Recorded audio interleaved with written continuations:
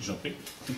Donc, je prends la suite. Je m'appelle, pour ceux qui ne me connaissent pas, je m'appelle Benoît Marioli, je suis le directeur du CAUE de Loir-et-Cher, et c'est le CAUE qui a travaillé effectivement avec le Pays Grande Sologne pour organiser ces différents ateliers. Il y en a 4, je vais vous les présenter rapidement avant de rentrer véritablement dans le concret de l'atelier qui nous est aujourd'hui.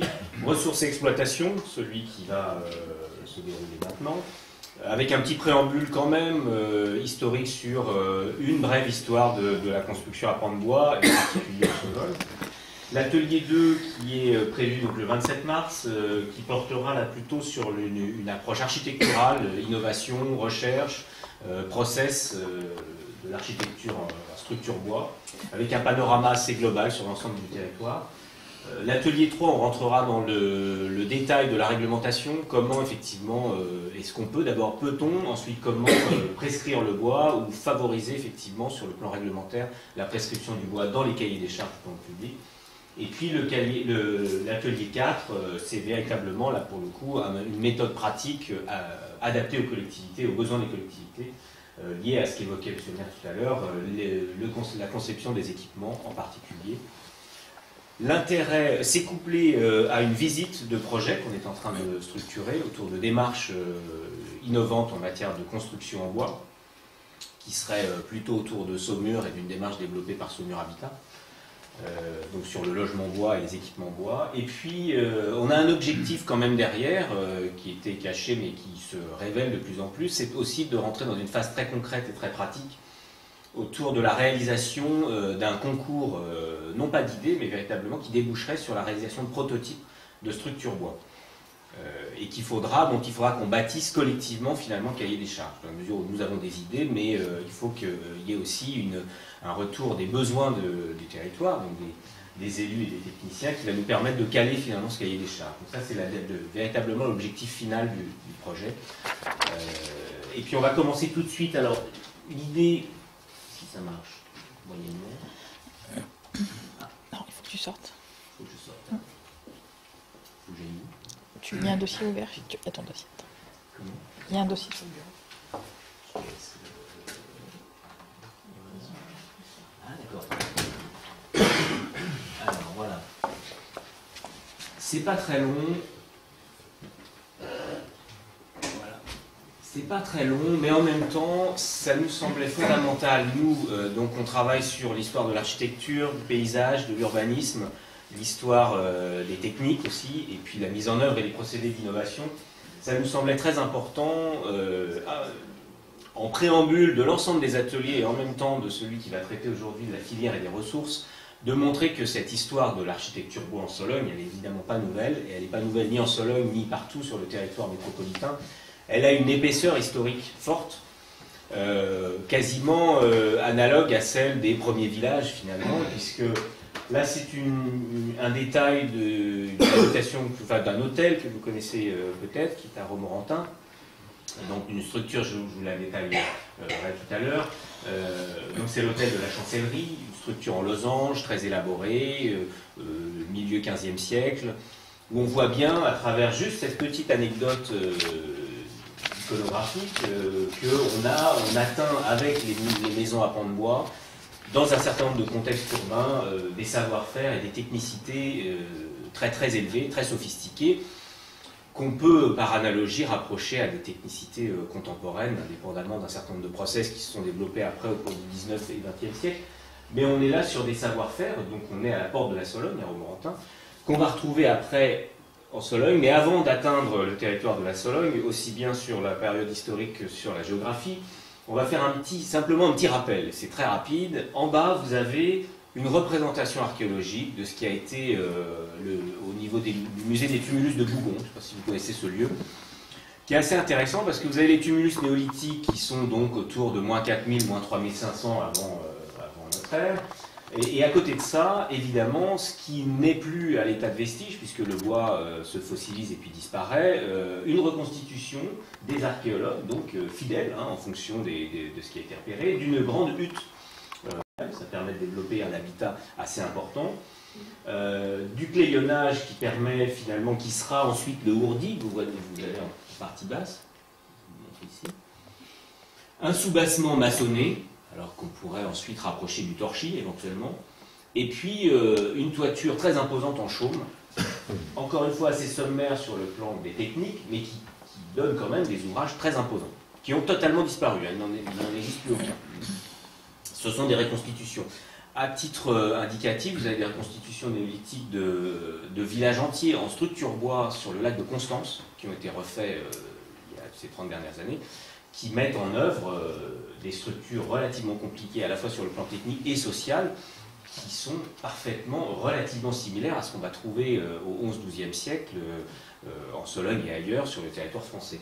En partie haute, là on élève un peu la gamme des connaissances et des savoirs. On est à Herculanum, donc ville détruite par l'éruption du Vésuve en 79 après Jésus-Christ, donc de notre ère. La technique, c'est l'ancêtre véritablement de la technique bois, dite à pan de bois, puisque c'est l'opus craticum romain, qui fait référence donc à des poteaux, éléments verticaux, éléments horizontaux en bois. Une taille parfaite, hein, vous avez des éléments équarriers qui sont parfaitement plans. Donc c'est assez exceptionnel. Et puis un ourdi, donc un remplissage des panneaux à base là, de maçonnerie. C'est, selon la terminologie, c'est un opus incertum, c'est-à-dire un assemblage de pierres de différents formats. Et puis, ce que vous avez retrouvé également postérieurement en Sologne et ailleurs, un encorbellement, une galerie, une main courante que vous voyez, un poteau maçonné, des éléments, ce qu'on va appeler, alors je vous les détaillerai après, mais brièvement une sablière basse. Ces vestiges-là, il en reste peu, parce qu'évidemment ça résiste assez mal, et aux incendies, aux affres du temps, le bois n'est pas... peut être dans certaines conditions conservé, mais pas dans toutes, et il est souvent, contrairement à ce qu'on pense, c'est pas forcément une destruction liée à la disparition intrinsèque du matériau, mais c'est plutôt du réemploi, qui fait disparaître le bâti. Donc, après cette brève promenade dans le temps, on va revenir à ce qui nous préoccupe. En gros, quelle est la tradition du pan de bois sur un axe qui part à peu près de la Bretagne et qui va jusqu'à Nuremberg, jusqu'à l'Allemagne, où on a une grande tradition de la construction bois, de toute la période médiévale, à la fois du haut Moyen-Âge, 10, 11, 12e siècle, qui serait là plutôt des constructions associées à des tumultes locaux, donc plutôt défensifs, hein, sur la base des murs gaulois, donc où on a un assemblage qui ferait plutôt référence à des fustes, vous voyez, des assemblages bois très serrés, très denses, qui n'ont pas forcément l'élégance et la finesse de structures qui vont émerger après, quand le territoire sera apaisé et quand on aura des villes sécurisées, hein, sur le plan politique et militaire. On est là à Rouen, rue du Petit Mouton, on a deux périodes de construction qui sont intéressantes. Donc on est toujours dans cette grande tradition de la maison à pan de bois. Un habitat en encorbellement, vous voyez au premier plan. Donc en encorbellement, c'est-à-dire ça, c'est l'habitat en encorbellement, les étages qui se superposent les uns aux autres avec un léger décalage qui permet de protéger le rez-de-chaussée et puis les étages supérieurs des intempéries, qui permet de dégager plus d'espace dans les parties hautes, et qui met en œuvre là des techniques que vous voyez encore, qui sont tout à fait d'actualité encore, des bois courts, des bois longs, ce qu'on appelle les colombages, des éléments de décharge qui permettent de reporter et de mieux répartir les charges, qui font référence déjà à une forme de préfabrication. Il faut savoir que ces éléments en bois sont faits en atelier, qui font référence à des savoir-faire, donc le fameux trait du maître charpentier, qui font référence à des compétences de taille, puisque ces charpentes, il faut les tailler, les prémonter, les numéroter et les remonter sur le chantier. Hein, le chantier n'est pas fait, enfin le travail n'est pas fait directement en place, il y a déjà un prémontage. Donc on est, sur le plan historique, déjà dans une forme de pré-industrialisation des process qui est intéressante. Vous avez tous ces petits signes que les maîtres charpentiers affectionnent et qui ne sont pas simplement esthétiques, qui permettaient de recomposer l'ensemble de l'ossature, d'abord à blanc en atelier et ensuite sur le site. Et puis les éléments significatifs qu'on retrouve de façon récurrente, la sablière basse qui est posée sur donc un élément maçonné, la sole, hein, qui est le seuil en fait, du bâtiment, qui évite au bois d'être trop exposé aux intempéries, et les ourdis, donc les remplissages, qui là sont à base probablement de torchis. Ça, c'est une maison du XIVe, c'est assez rare, il y en a très peu. En général, l'habitat en bois dans les bourgs date plutôt du XV-XVIe siècle. Celui qui est en Sologne et qui a été répertorié par le Grasse dans son travail sur l'étude des maisons à pans de bois, date du XVIe. Il n'y a quasiment pas, en dehors de la maison de Courbemin, il n'y a quasiment pas d'exemples antérieurs. Et puis au fond, vous allez voir, là on est sur une structure relativement simple, hein, pas d'ornement, mais simplement une réponse à des questions structurelles, comment faire tenir un pan de bois, comment amener de la lumière, comment dégager un espace au rez-de-chaussée pour du commerce. Et au fond, on a une maison qui est la postérieure, où là l'ornementation commence à s'élever à un niveau assez pointu, double croix de Saint-André qui dégage des losanges, vous les voyez, une proportion avec un étage de plus, un niveau supplémentaire, un pan de bois parfaitement aligné. Là, on voit bien, on est plutôt à la fin du XVe siècle, on voit bien qu'on a énormément avancé, et d'ailleurs la technique du pan de bois, la technicité va s'arrêter. On n'ira pas au-delà de ces savoir-faire-là. Je vais en arrière. Donc, ce que je vous disais sur la première image, on a déjà une idée d'une forme de pré-industrialisation, de préparation des process, de compétences et de savoir-faire. Et il y a un autre phénomène qui est assez intéressant, c'est de voir qu'il y a des analogies très fortes. Le petit schéma que vous avez en bas, c'est tous les modèles qui permettent, en gros, de façon empirique, avant qu'on ait une science en résistance des matériaux qui date de la fin du 19e, sont tous les modèles qu'on retrouve partout dans la construction pour faire tenir une maison à pans de bois. On a plusieurs possibilités, on peut faire des croix de Saint-André, des petites ou des grandes, on va le voir, là il y a plusieurs modèles. On peut faire des losanges, déjà beaucoup plus pointus. On peut faire des grilles simples avec ce qu'on appelle une décharge, qui est ici, avec cet élément unique. Comme on peut faire aussi, alors là, plus ornemental, mais qui a la même fonction, c'est-à-dire de répartir les charges de manière un peu plus homogène sur le pan, des arêtes de poisson ou à l'envers des feuilles de fougère. Vous pouvez retourner le dessin et vous obtenez.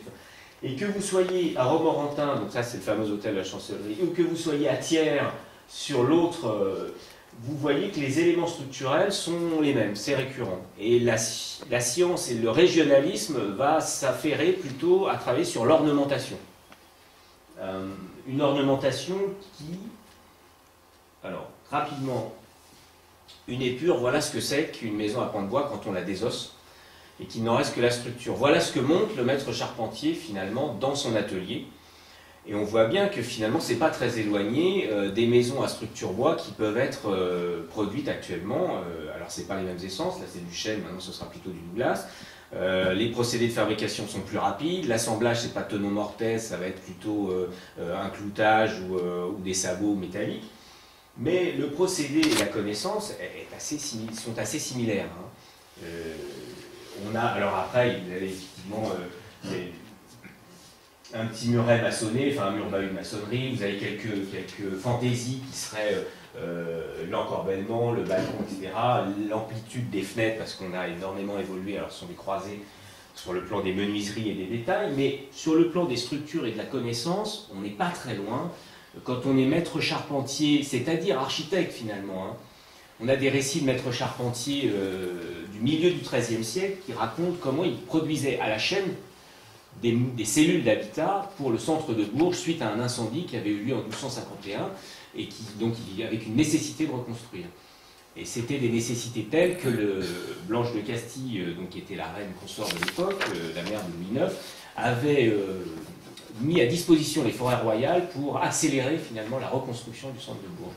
Et les maîtres charpentiers avaient développé des techniques de reproductibilité des pièces avec des instruments rudimentaires. Enfin, je ne sais pas si vous connaissez les bisaigus, la plane, la hache et l'herminette. Il en faut quand même pas mal et il faut quand même un certain savoir-faire pour débiter rapidement des pans de bois qui sont parfaitement plans. Hein, quand vous regardez cet équerré. L'autre vertu de ces pans de bois, c'était qu'ils travaillaient dans des espaces où il y avait énormément de modifications. La ville médiévale, c'est une ville qui bouge en permanence. Elle est modifiée, on rajoute un appentis, on rajoute un étage, on rajoute un balcon. Le pan de bois et l'ossature bois permet tout ça.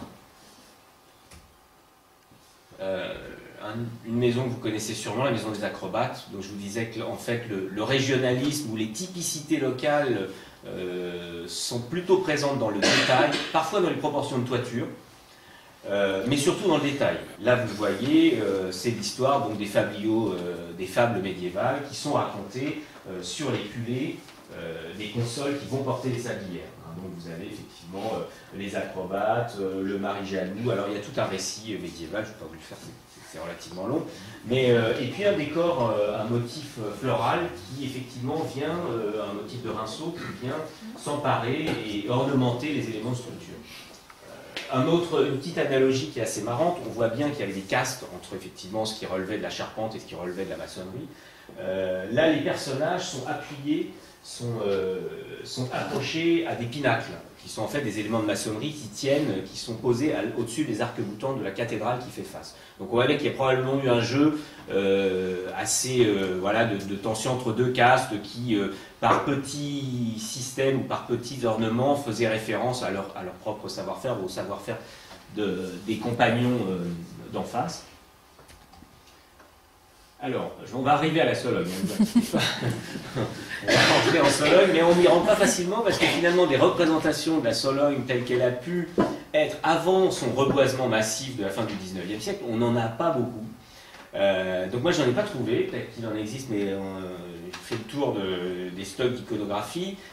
Une image qu'on a utilisée quand même, c'est un récit, c'est Nuremberg, hein, ça n'a rien avec la Sologne, c'est Albrecht Dürer qui vivait à Nuremberg, qui représente, c'est un des rares peintres à représenter, pour une fois, des maisons à pans de bois.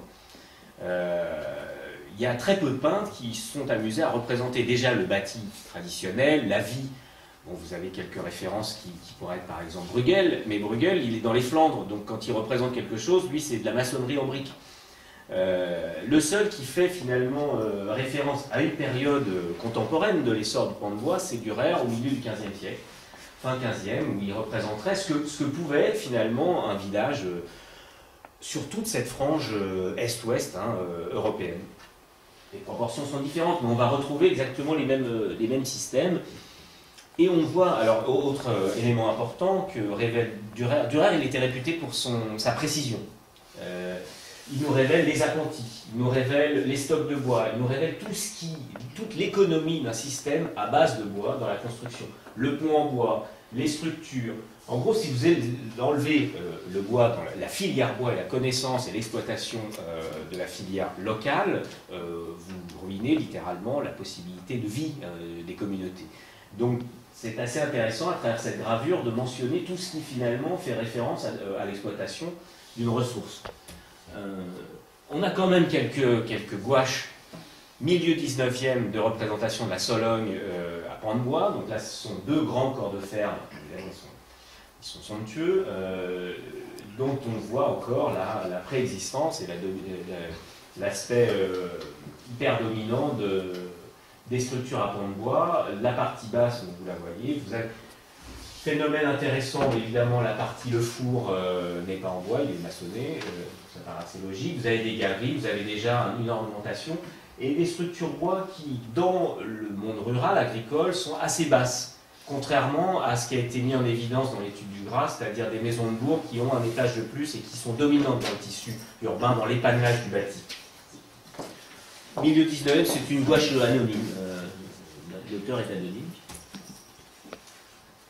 Une autre représentation qui date des années 80, qui a été faite lors d'un travail du CRDP sur l'histoire des maisons à pans de bois, qui est intéressante puisqu'on voit bien ce qui est souligné, c'est-à-dire la petite unité d'habitation, la cellule vitale, qui est la locature par exemple, qui ensuite va se transformer, va être parée de briques, voire complètement construite en briques, mais qui à l'origine est une petite unité d'habitation à base de pans de bois, très rudimentaire, hein, c'est essentiellement du colombage et des arcs de décharge, il n'y a pas de croix de Saint-André, il n'y a pas un travail d'ornement très abouti, mais en même temps, il y a une intelligence d'exploitation de la ressource qui est évidente.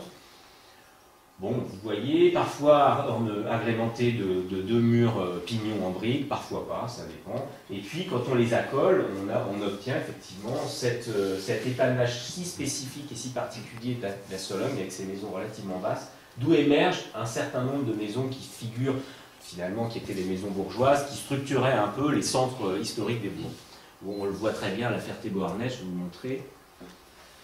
Rapidement, le ourdi, avec quoi en dehors du pan de bois rempli, évidemment, entre les éléments de structure. Le ourdi, bon, bah, c'est soit du torchis, ça paraît simple, mais essayer de faire du torchis, c'est pas simple du tout. Pour qu'il tienne bien et qu'effectivement il remplisse bien son rôle, il a un rôle thermique et en même temps un rôle structurel. Et puis il assure très très bien les échanges d'hygrométrie. Le torchis, c'est quoi? C'est un petit clayonnage, c'est un petit latis de bois qui est recouvert ensuite d'un système d'argile et de paille mélangés. Et c'est tout à fait savant. En dessous, d'autres techniques, soit le tuileau à l'origine, soit la brique standardisée qui apparaît dans les années 1850-1860, 5, 11, 22, la fameuse brique qui sera déclinée après dans tous les sens et qu'on va retrouver après dans les houris. Le remplissage que vous avez ici, là, ce sont ce qu'on appelle des tuileaux, hein, mais c'est de la brique, c'est de la terre cuite aussi. Alors ça, si vous vous promenez, puis vous connaissez largement aussi bien que moi, il y a encore énormément de ces témoignages un peu partout. Il faut fouiller. Très souvent, ils sont masqués par des parements en briques. Il y a énormément de ce bâti traditionnel du 18e, hein, il est très souvent du 18e, sur les petites unités d'habitation, qui sont recouverts de briques. Ce qui pose des problèmes d'ailleurs, parce que derrière le pan de bois a du mal à respirer, il y a des problèmes de pourrissement, il y a des problèmes de stabilité, même de structure. Voilà pour illustrer cet exemple. Vous avez un pignon brique collé à une maison qui est à l'origine évidemment en pan de bois, très simple. Donc vous avez le ourdi en torchis, les éléments de structure en chêne, l'unité, la cellule de base, qui elle, pour faire face à la modernité, parce que le bois à partir du 19e siècle fait plutôt référence à un esprit de passéiste dépassé et ne correspond plus à l'image que les bourgs souhaitent donner d'eux-mêmes dans une Sologne qui est en train de renaître et qui s'inscrit dans la modernité, en gros de la deuxième moitié du 19e, mais vous connaissez cette histoire-là. Il faut absolument que le parement visible, la partie la plus exposée, soit en brique. C'est un décor de théâtre en fait, parce que très souvent la brique n'a pas de rôle structurel. Elle est là simplement pour correspondre finalement à l'ensemble du tissu récent. Je vais vite. Voilà, alors là, ça c'est ce qui pose problème, il pose question. Probablement tout le monde connaît cette maison, c'est la maison du Soleil à La Ferté, à La Ferté-Beauharnais. C'est une maison exceptionnelle, hein, qui est protégée, qui a décliné l'ensemble de la palette et des savoir-faire que je vous ai évoqués tout à l'heure. Vous avez tout, vous avez les losanges, les croix de Saint-André, vous avez les ornements, et qui est en train effectivement de péricliter, hein, dont la stabilité pose question, dont la toiture effectivement pose question aussi, et dont la conservation, l'état de conservation, vous voyez bien, est très faible, pour ne pas dire un peu catastrophique. Ça interroge parce que ces éléments-là, le Grasse les a répertoriés, il n'y en a plus tant que ça. Hein. En Sologne, des maisons emblématiques du XVIe siècle à l'intérieur des bourgs, hein, qui montrent à quel point ces bourgs-là ont été des plaques tournantes de l'économie agricole. Il n'y en a plus beaucoup. Il n'y en a plus beaucoup. Il nous semble, nous, que d'abord il faut les connaître, il faut les inventorier, et qu'ensuite peut-être que les collectivités, mais il n'y a pas que les collectivités, doivent s'interroger sur le devenir de ce patrimoine-là. Un petit florilège des typologies, donc des différents modèles d'habitat. Ça, c'est une base, c'est un travail qui a fait l'objet d'un tout petit inventaire photographique du ministère de la Culture, sur la base Mérimée. Donc vous voyez tout ce qu'on peut faire, donc des unités d'habitation, des granges, des fermes, toujours à base du même système constructif, et qui quand même sont à l'origine, hein, du paysage du bâti sologno. Les proportions si particulières des bourgs soloniaux, qui sont celles que tout le monde apprécie en fait, hein, viennent de ces éléments-là, hein, viennent de l'utilisation optimum de ressources en bois. Et puis, je vais finir juste pour une ouverture, et puis pour un écho à ce que disait Pierre Aucamp tout à l'heure. La question qu'on pose au CEE, c'est de se dire comment de cette tradition, de cette savoir-faire et de cette tradition, et en même temps de cette connaissance éventuelle de la ressource disponible, on franchit le pas vers la modernité. Et on le franchit probablement à travers des exemples comme celui-ci, c'est-à-dire en réinventant par rapport à des programmes nouveaux, par rapport à des ambitions nouvelles, mais toujours avec la même logique intelligente d'exploiter une ressource en place, de la développer, de la donner à voir, c'est-à-dire rarement... Tout ce que je vous ai montré là, les éléments de structure, les éléments qui font référence à de l'ingéniosité sont présents, sont visibles. Donc c'était un petit clin d'œil, c'est aussi pour ça qu'on tenait à ce que ça se passe ici, parce qu'il nous semble que dans une certaine mesure, l'architecture et puis le travail de Wilfried Bodin témoignent de cette connaissance. Il y a un petit texte que je vous invite à lire qu'il avait rédigé à l'entrée de la maison du braconnage qui est très intéressant, où il explique ça. Il explique pourquoi il faut faire des choix qui sont à cheval entre la modernité et en même temps une très très bonne connaissance de la tradition locale. Voilà, voilà, j'en ai terminé pour le